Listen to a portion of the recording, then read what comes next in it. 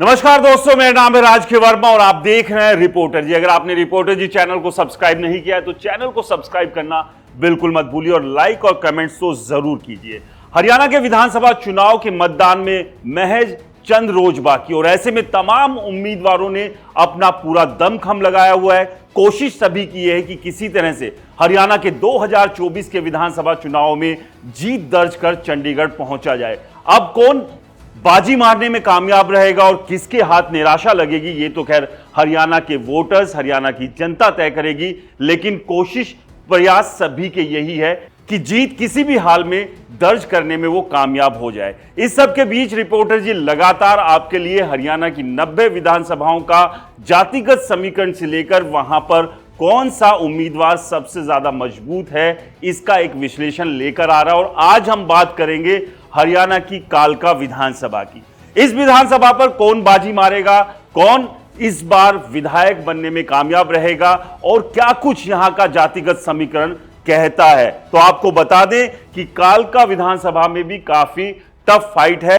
यहां पर बीजेपी और कांग्रेस के बीच में मुकाबला सीधे तौर पर देखने को मिल रहा है। लेकिन सवाल यह है कि इस मुकाबले में आखिरकार कौन बाजी मारने में कामयाब रहेगा, क्योंकि कालका विधानसभा से बीजेपी की टिकट से शक्ति रानी शर्मा चुनाव लड़ रही हैं, तो वहीं कांग्रेस से प्रदीप चौधरी जो कि मौजूदा विधायक भी है वो चुनाव के मैदान में डटे हुए हैं। लेकिन सबसे बड़ा सवाल यह है कि इन दोनों उम्मीदवारों में मजबूत दावेदारी फिलहाल 2024 के विधानसभा की किसकी नजर आ रही है और यहां का जातिगत समीकरण और बाकी मुद्दे क्या कुछ कहते हैं, उस पर भी हम बातचीत करेंगे। लेकिन उससे पहले एक बार नजर डाल देते हैं दोनों ही उम्मीदवारों का राजनीतिक सफर अभी तक का किस तरह का रहा है। शक्ति रानी शर्मा की बात करें तो शक्ति रानी शर्मा अंबाला से मेयर है। उन्होंने पहली बार मेयर का चुनाव लड़ा था और उसमें जीत दर्ज की थी और उस दौरान ये जीत दर्ज की थी। तो वहीं शक्ति रानी शर्मा पहली बार विधानसभा का चुनाव लड़ रही है और बीजेपी ने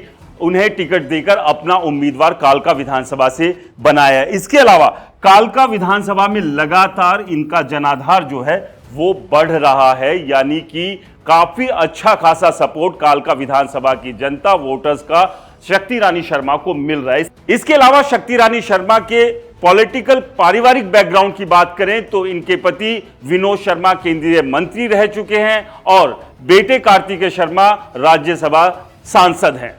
चलिए अब बात करते हैं प्रदीप चौधरी की।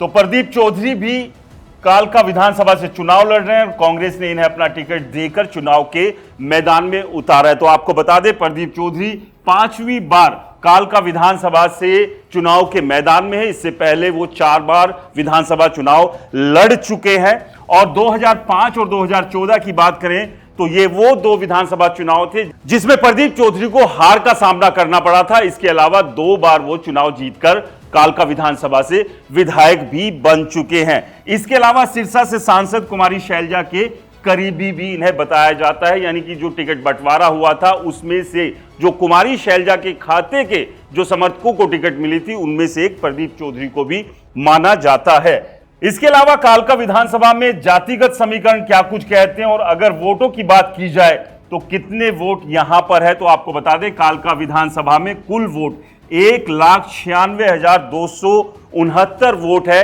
करीब करीब इतने हैं, कुछ इसमें कम और ज्यादा हो सकते हैं, लेकिन 1,96,269 वोट में से ही एक बड़ा नंबर इन उम्मीदवारों को अपने साइड करना होगा, यानी कि उन्हें पाने होंगे ये वोट, तभी जाकर वो कालका विधानसभा से विधायक बनने में कामयाब होंगे।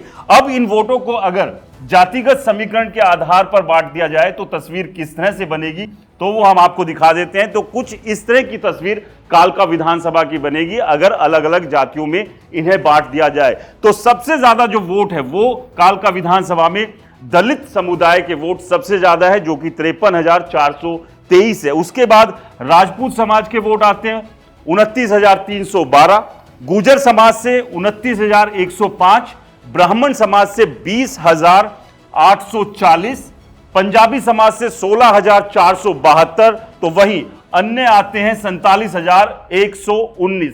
तो ये जातिगत समीकरण है कालका विधानसभा का। इस तरह से जातियों में अगर बांट के देखा जाए तो इस तरह की एक तस्वीर यहां पर बनती है। अब यहां समझना यह जरूरी होगा कि इन जातियों में से यानी कि ये जो पूरा का पूरा वोट बैंक है, कितना शक्ति रानी शर्मा के खाते में जा सकता है और कितना प्रदीप चौधरी अपने खाते में लेने में कामयाब हो सकते हैं। तो आपको बता दें, प्रदीप चौधरी गुर्जर समाज से आते हैं, तो वहीं शक्ति रानी शर्मा ब्राह्मण समाज से आती हैं। तो गुर्जर समाज और ब्राह्मण समाज की बात करें तो यहां करीब करीब 9000 के आसपास वोट का फर्क है, यानी कि जो संख्या उसमें 9000 का अंतर जरूर है। लेकिन इस सीट पर प्रदीप चौधरी के अलावा 2 और उम्मीदवार है जो कि गुर्जर समाज से आते हैं। तो ऐसे में यहां ये जो वोट बैंक है इसके बंटने के पूरे चांसेस बने हुए हैं, यानी कि यहां पर ये वोट बैंक बिखरेगा और इसका फायदा सीधे तौर पर शक्ति रानी शर्मा को मिलना तय है। इसके अलावा दलित की बात करें, राजपूत की बात करें तो यहां से कितना नंबर ये दोनों उम्मीदवार अपने हिस्से में लेने में कामयाब होंगे। इस सब के अलावा जो एक मजबूत स्थिति बीजेपी की अगर यहां पर दिख रही है, यानी कि शक्ति रानी शर्मा अगर मजबूत स्थिति में दिख रही है, तो उसके पीछे की कई वजह है।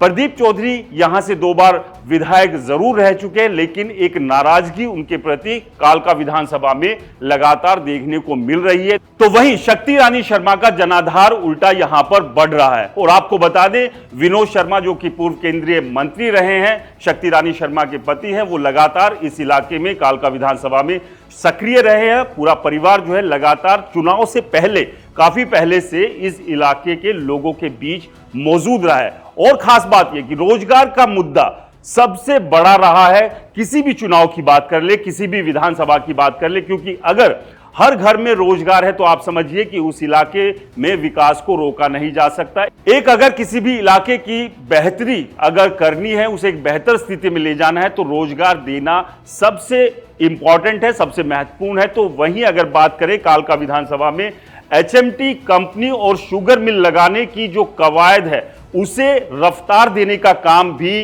कार्तिकेय शर्मा और विनोद शर्मा ने अपने प्रयासों से किया है। यानी कि कोशिश यही है, चुनाव से पहले इन 2 मुद्दों को लेकर वो सरकार तक पहुंचे थे और इसको लेकर प्रयास भी किए जा रहे हैं कि एचएमटी की वापसी यहां पर हो और शुगर मिल यहां पर लगाई जाए। यहां तक भी एक प्रपोजल दे दिया गया था सरकार को कि अगर सरकार अपने स्तर पर शुगर मिल लगाती है तो ठीक है, वरना वो अपने स्तर पर भी शुगर मिल लगा सकते हैं। यानी कि रोजगार को लेकर लगातार जो है यहां पर लोगों के बीच जाकर काम करने की कोशिश, एक कवायद जो है वो की जा रही है। इसका फायदा इस चुनाव में शक्ति रानी शर्मा को मिल सकता है, जो कि अब दिखाई भी दे रहा है। तो फिलहाल की अगर बात करें, हरियाणा में बीजेपी की हालत खराब जरूर है, लेकिन बहुत सारी ऐसी विधानसभाएं जहां बीजेपी काफी अच्छी स्थिति में, उनमें से एक है कालका विधानसभा।